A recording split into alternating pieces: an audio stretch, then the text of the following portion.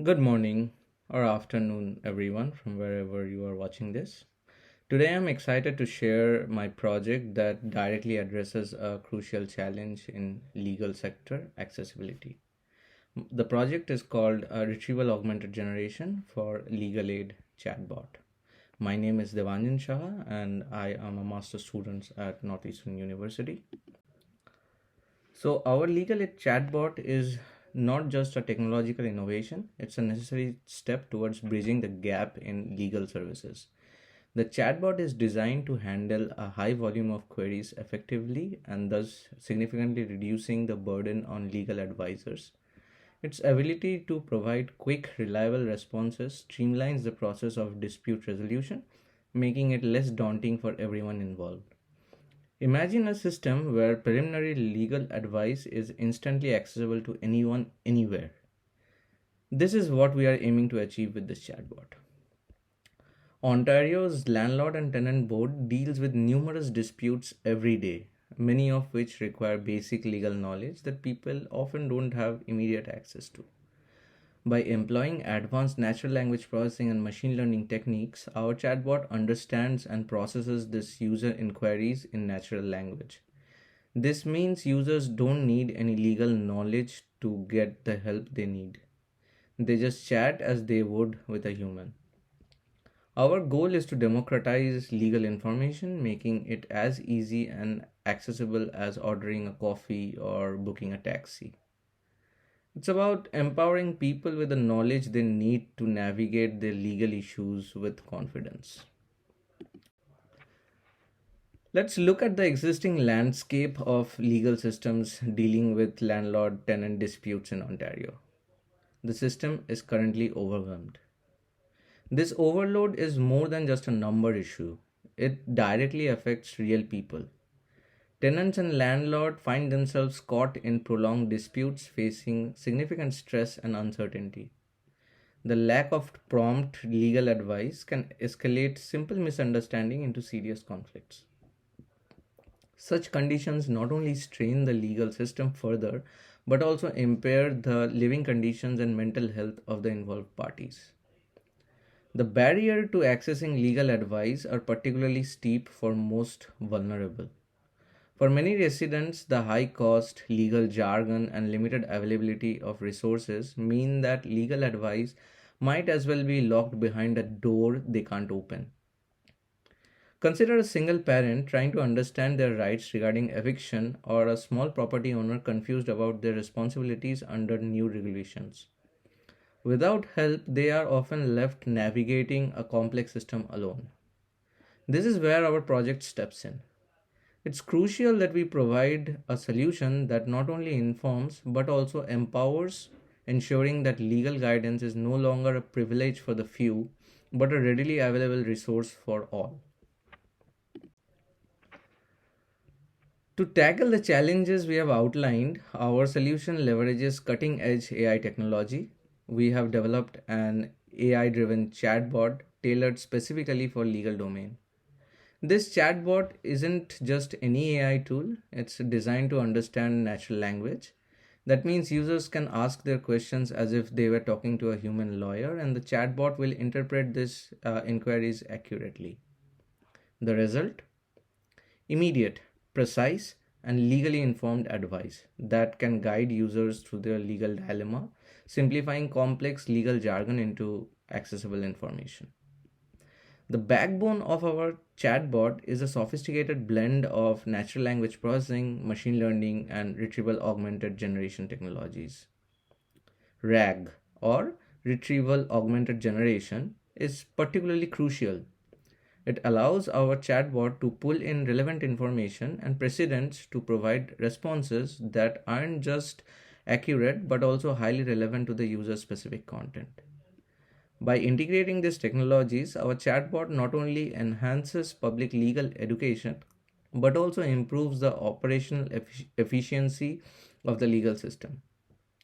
It's about making legal advice more accessible and making sure that advice is as relevant and helpful as possible.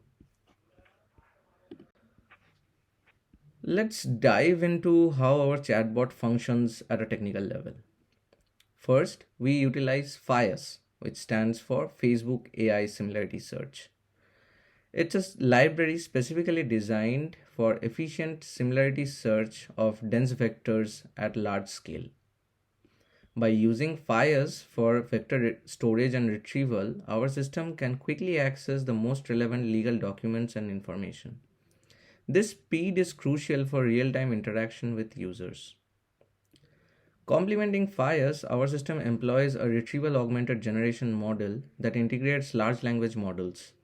This setup not only retrieves but also generates responses that are informed by the data it accesses, ensuring both accuracy and context relevance in advice given. Turning to our data sources, we meticulously gathered data by scraping the official website of the Landlord Tenant Board of Ontario. This approach was crucial to cover the breadth of the content needed. Our scraping techniques were designed to capture every piece of relevant information from regulations and guidelines to specific case precedents, ensuring that our chatbot has a robust, comprehensive legal dataset to work from. Having a comprehensive dataset is like giving our chatbot a vast library to reference, not just any library, but the one tailored specifically to Ontario's landlord tenant laws. This ensures that every piece of advice given is not only accurate but also legally up to date. The foundation of our system starts with the data. We begin by collecting the data from the Landlord Tenant Board's official website. Following collection, we pre-process this data to clean it of any irrelevant content, information, or noise that could affect performance. After cleaning, we transform this data into a format suitable for machine learning applications. Specifically, we create embeddings. Embeddings are essentially numerical representations that captures the essence of the text, making it understandable and usable by our AI models. With the data ready, we employ FIAS, a cutting-edge vector database employed by Facebook's AI research team. FIAS is designed for fast retrieval of high-dimensional data, enabling our system to access relevant information efficiently when responding to users' queries. Once the relevant data points are initially retrieved through FIAS, they go through a further refinement process using a cross-encoder, also known as a re-ranker. This step enhances the accuracy of our system by re-evaluating and prioritizing the retrieved documents to ensure the most relevant ones are used for generating responses. This is crucial in a legal context where the precision of the information can significantly impact the usefulness of the advice provided. The final piece of our technological puzzle is the Retrieval Augmented Generation or RAG model. RAG works by fetching documents that are deemed relevant by our retriever and re-ranking process, and then using this information to generate informed and precise answers to users' queries. By integrating these technologies, data embeddings, FIAS, cross-encoder, and RAG, our system not only identifies the best information but also crafts responses that are contextually relevant and legally accurate, transforming how legal advice is accessed and delivered. Now we look at the data dictionary. The data dictionary is called Landlord and Tenant Board Information Dataset. The data type is of JSON, and this dataset contains structured information scraped from the Landlord Tenant Board's websites, specifically designed to create solutions for resolving disputes between residential landlord and tenant and handle eviction applications filed by non-profit cooperatives. It also includes detail about the latest news and updates about the LTV and much more. The dataset also contains all rules, regulation, case precedents, and details around the Residential Tenancy Act, which we have linked in this slide. The link of the LTB's official website is also provided here. I have made this dataset public, which can be found in my GitHub repository in this slide. Coming to the data elements, so we have a couple of data elements starting off with the ID. The ID is essentially a unique identifier for a URL.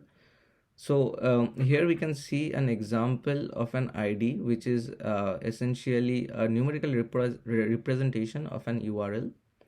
And that actual URL is also captured in the URL section. Following which we have rules. Basically, rules are the information which is captured from the website, and it contains two major sections. One is context and another is text. Contexts basically are h1 and h2 header tags from the website. These are basically headings, and anything which is not a h1 and h2 tag, like all the information which can also be a h3 h4 tag, a paragraph element or a table record, gets stored in the text section. Now, if you go to any website, you will see that every page of that website might contain links to other websites, other pages. So all of those information, links to other pages, other websites, are captured in the sublink section. If we look at the data fields has the link, which is basically the URL, which we talked about, from where the information is collected.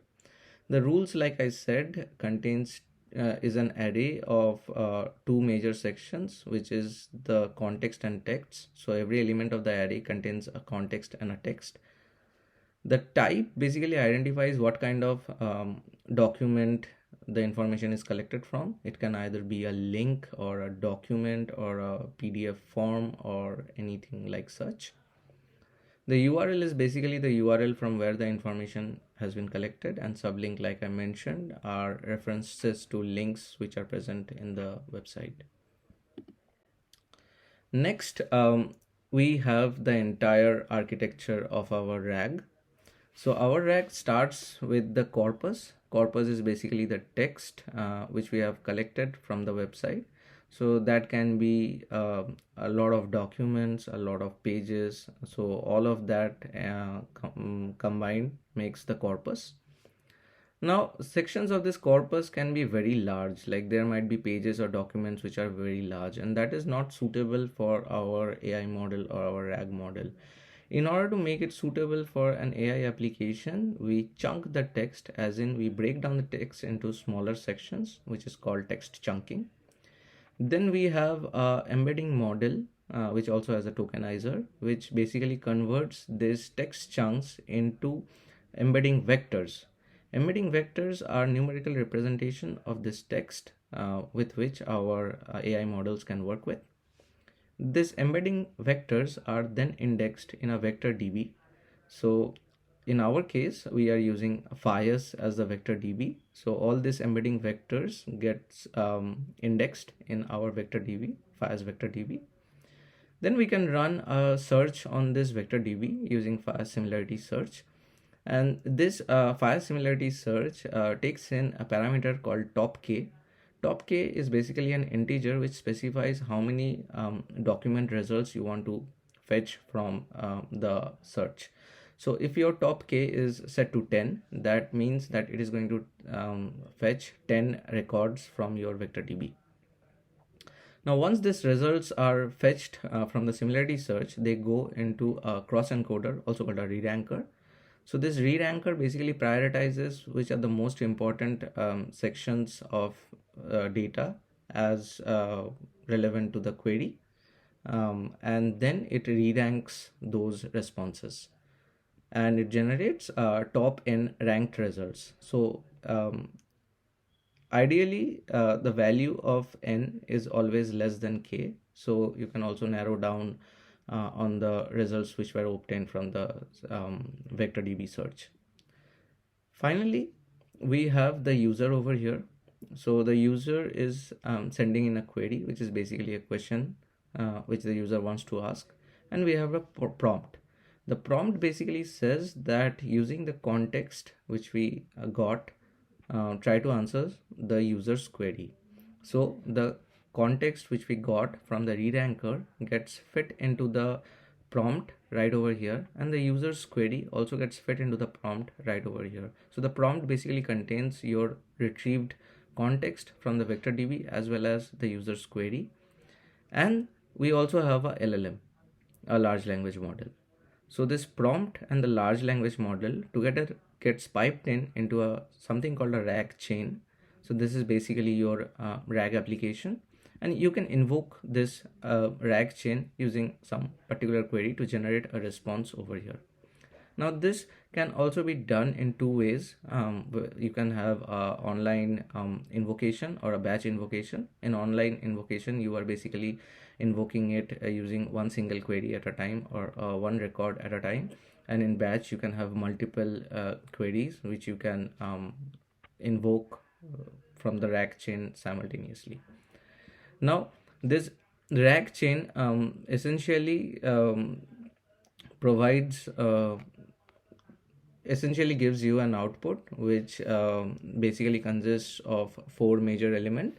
One is the question, which is basically the user's query, and then is the answer, which is the response from the RAG chain or the LLM, and then is your context, which was the response from the re-ranker, and finally is the ground truth. So if you are using an evaluation dataset, like we also created an evaluation dataset, a handcrafted evaluation dataset, which contains questions and the ground truth, which were evaluated using human evaluation, and all of this together form a data structure block which goes into ragas for evaluation. Ragas is a framework which we have used for evaluating the effectiveness of our RAG model. So let's talk about how we measure success. Our evaluation shows that the chatbot performs exceptionally well in key areas, particularly context relevancy and faithfulness. Context relevancy means that our chatbot is able to understand the specifics of a user's question and retrieve information that is directly relevant to that question. This is crucial in legal scenarios where the specifics can determine the course of advice. Faithfulness measures how accurately the responses reflect the true information found in the source document. High faithfulness ensures that the advice given isn't just plausible but is accurate and trustworthy, reflecting the current laws and legal precedents.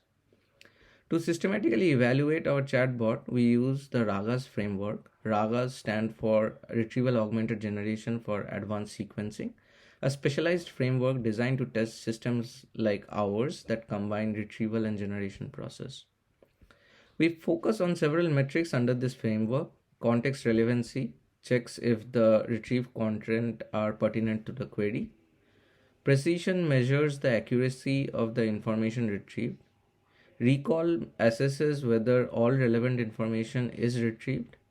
Faithfulness, as mentioned, ensures the response's accuracy to the source. And finally, answer relevancy evaluates how useful the generated responses are to the user. Using this comprehensive metrics allows us to validate not just the performance, but also the reliability and practical usefulness of our chatbot in real-world legal situations. Now, coming to the results, we basically used different large language models along with various other components to evaluate the responses generated from our RAG model.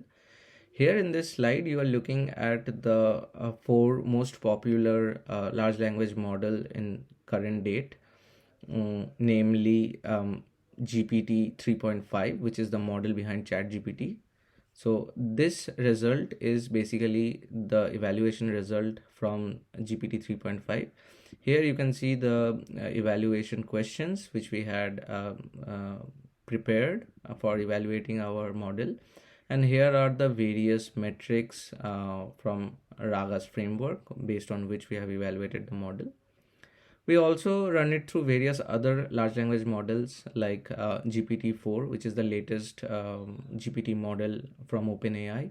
And we also have models from Anthropic, particularly Claude Sonnet. The results over here are from Claude Sonnet. And Claude, so we are using Claude version 3 and the model Sonnet. And here are the results from Claude 3 Opus.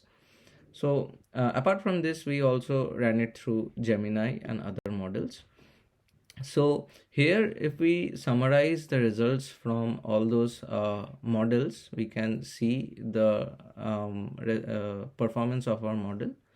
GPT 3.5 shows strong overall performance with particularly high scores in context relevancy of 0.935 and faithfulness of 0.925. In context precision, it is moderate at 0.702, but it struggles with context recall at 0.352. Answer relevancy is also strong at 0.828. GPT-4 exhibits excellent performance across most metrics, scoring very high in faithfulness, which is 0.939, and answer relevancy of 0.914 among all the models.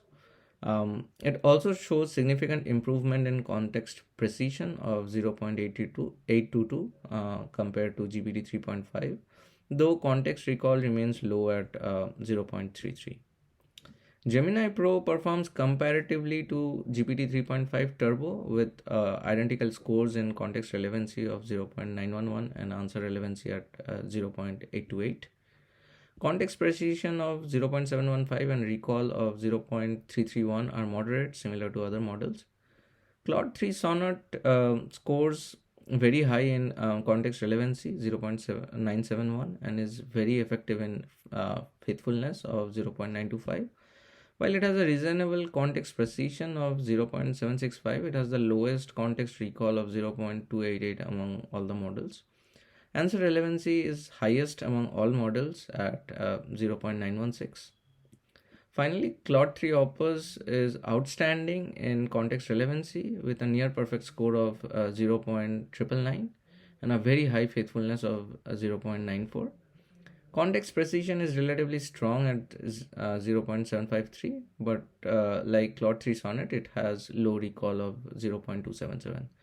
Answer relevancy is moderately high at 0.888. So we can see that Claude 3 Opus excels in providing relevant context and faithful responses, but along with Claude 3 Sonnet, struggles with recall, indicating a potential issue in retrieving all relevant information. GPT-4, on the other hand, appears to offer the best balance across the board with strong performance in precision, faithfulness, and answer relevancy. All models demonstrate challenges in context recall, suggesting an area for potential improvement in future iterations of this AI system. So that was our entire project. Thank you very much for listening to me, and please feel free to ask any questions down in the comment, and I will try my best to answer them as soon as possible. Thank you.